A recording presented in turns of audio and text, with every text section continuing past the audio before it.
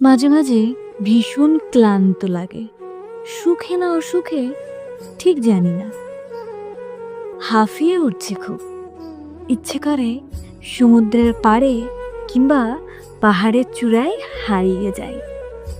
সমুদ্রের পাড়ে দাঁড়িয়ে সূর্যাস্ত দেখি, কিংবা পাহাড়ের চূড়ায় দাঁড়িয়ে চিৎকার করে আমার মন খারাপগুলোর ছুটি দিই।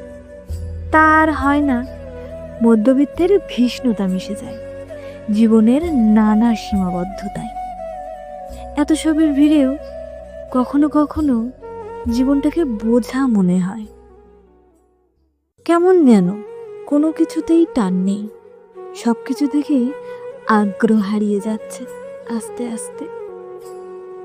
সময় ঠিকই চলছে, তবুও মনে হয় আমি যেন আটকে আছি জীবনের কোনো এক অচেনা কানাগলিতে।